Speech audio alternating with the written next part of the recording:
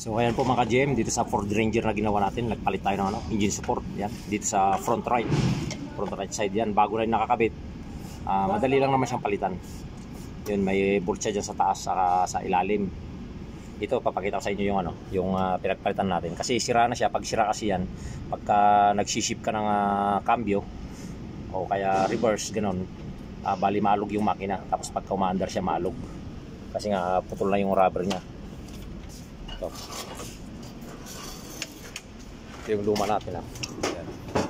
Makikita nyo, biyak na, humiwalay na sa kanyang pinakabakal, saka yung kanyang rubber, putol na siya. Ito pala yung part number ng kaya palitan natin. Yan. So ayan po, like and share lang po yung ating mga videos para magkaroon din ng idea yung iba. So ayan na siya, kasi napalitan na natin ng engine support niya mga ka-GM, no?